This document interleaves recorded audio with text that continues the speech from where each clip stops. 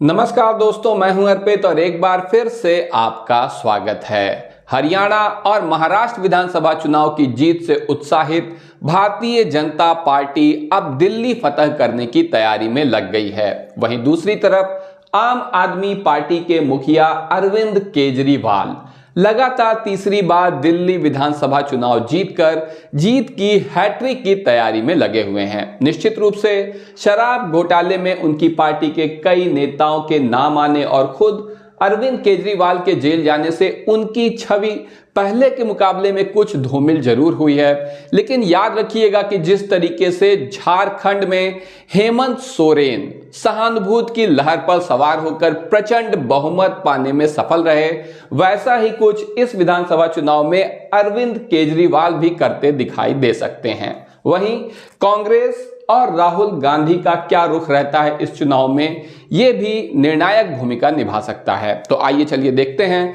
कि 70 विधानसभा सीटों वाली दिल्ली असेंबली में किस पार्टी को बहुमत मिलेगा और कौन सी पार्टी विपक्ष में बैठने को मजबूर होगी।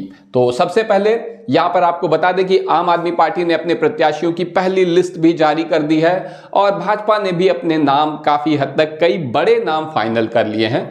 इस चुनाव में जो महत्वपूर्ण बात यह है कि भारतीय जनता पार्टी का जो बहुत बड़ा प्रचार तंत्र है, बहुत विशाल चुनावी मशीनरी है, अब वो एक्टिव हो चुकी है। यही वजह है कि ये खबर लगातार मीडिया में चल रही है कि बीजेपी ने एक इंटरनल सर्वे कराया है जिसके अनुसार उसे 43.4% वोट मिलते दिखाई दे रहे हैं आगामी विधानसभा चुनाव में दिल्ली में। यही भारतीय जनता पार्टी इस नतीजे पर पहुंची है कि 2013 के बाद पहली बार भाजपा वास्तव में यहां पर सरकार बनाने के करीब पहुंच सकती है। अब इस सर्वे में और इस खबर में कितनी सच्चाई है ये आप लोग कमेंट सेक्शन में बताइए, क्योंकि इस तरीके के गेम या इस तरीके की मनोवैज्ञानिक बढ़त पाने की कोशिश भारतीय जनता पार्टी की तरफ से बार बार देखी गई है। हम क्रिकेट जैसे खेल में भी ये चीजें देखते हैं जहां कैप्टन बड़े बड़े दावे करते हैं। इसके अलावा कांग्रेस और आम आदमी पार्टी एक साथ मिलकर या गठबंधन करके चुनाव नहीं लड़ेंगे,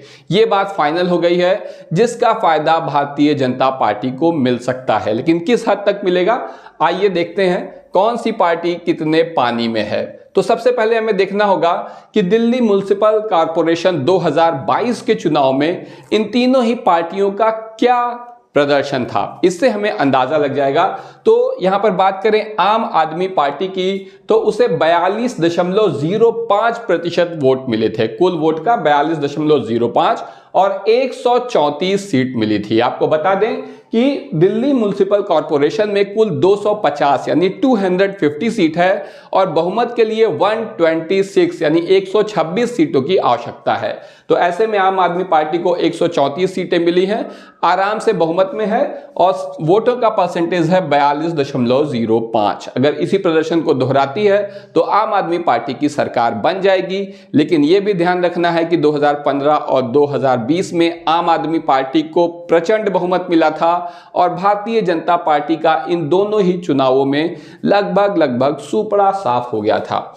बीजेपी को यहां पर म्युनिसिपल कॉर्पोरेशन के चुनाव में 39.09% वोट मिले हैं, बहुत दूर नहीं है, काफी करीब ही है और सीटों की संख्या भी 104 है, 104 है, जो ये एक टफ फाइट दिखा रहा है आने वाले विधानसभा चुनाव में।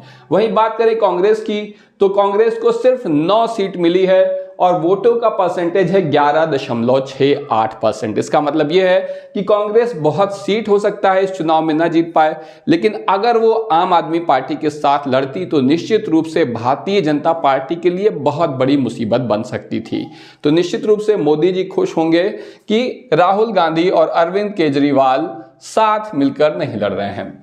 अगली बात, दिल्ली विधानसभा चुनाव 2020। देखिए, पिछला जो विधानसभा चुनाव हुआ था 2020 का, वो बहुत ही नाटकीय स्थिति में लड़ा गया था। आपको याद होगा दिल्ली दंगों की आंच में जल रहा था, बहुत ज्यादा बवाल हुआ था, एनआरसी सीएए वाले दंगे भी चल रहे थे, बवाले चल रहे थे।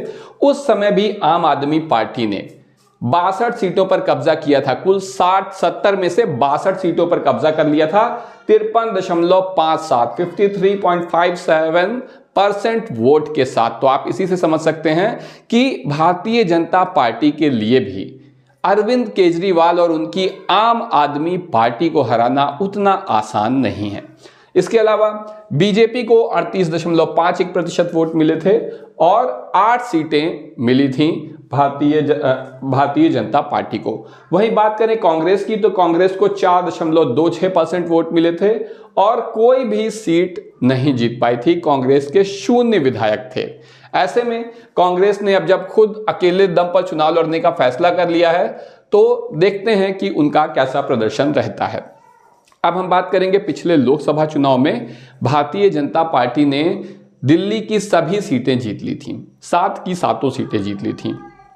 लेकिन ये बार बार पैटर्न देखा गया है कि विधानसभा चुनाव में वही वोटर अरविंद केजरीवाल के लिए वोट करते हैं और लोकसभा चुनाव में, क्योंकि वो प्रधानमंत्री के लिए चुनाव होता है, तो मोदी जी के नाम पर भारतीय जनता पार्टी को वोट दे देते हैं। तो ऐसे में अब यहां पर देखते हैं कि सेंट्रल दिल्ली, जहां पर कुल 7 विधानसभा सीटें हैं, उस पर अगर चुनाव हो रहा है तो कौन सी पार्टी जीत रही है। तो सेंट्रल दिल्ली में कुल 7 सीटें हैं, बीजेपी को 2 सीटें मिल रही हैं, जबकि आम आदमी पार्टी को 5 सीटें मिल रही हैं। कांग्रेस को 1 भी सीट यहां पर नहीं मिल पाएगी। इसके अलावा सेंट्रल दिल्ली के बाद आ रहा है ईस्ट दिल्ली, जहां पर 8 सीटें हैं। इनमें से 3 बीजेपी के खाते में जा रही हैं और 5 आम आदमी पार्टी के खाते में जा रही हैं। कांग्रेस को 1 भी सीट नहीं मिल पाएगी।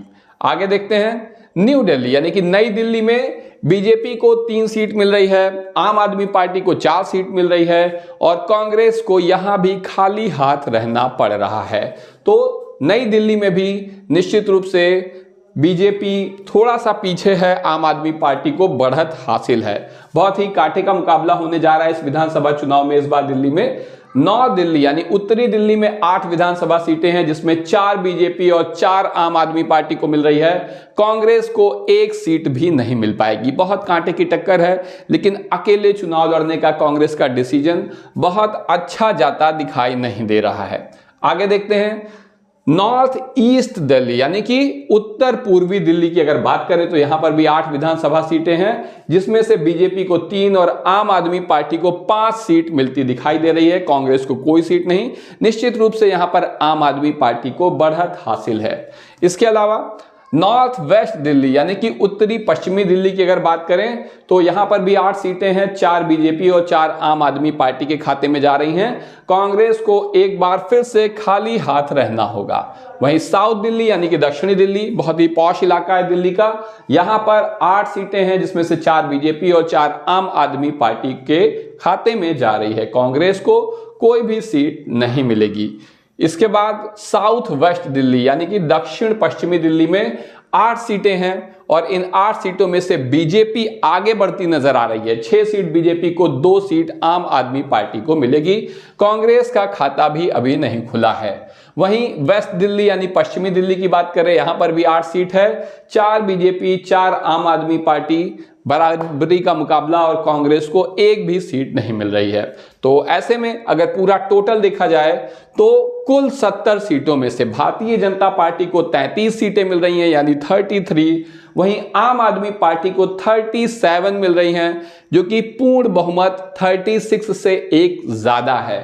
वहीं कांग्रेस का खाता भी नहीं खुल पा रहा है। इस बारे में मैं क्या कहूं, तो इस बारे में आप कितने सहमत हैं? आपको क्या लगता है कि दिल्ली विधानसभा चुनाव में क्या एक बार फिर से अरविंद केजरीवाल अपना जादू दिखा पाएंगे, या फिर पिछले लोकसभा चुनाव की तरह इस विधानसभा चुनाव में भी प्रधानमंत्री नरेंद्र मोदी का नाम चलेगा? कमेंट सेक्शन में हमें जरूर बताएं। अभी के लिए बस इतना ही। धन्यवाद।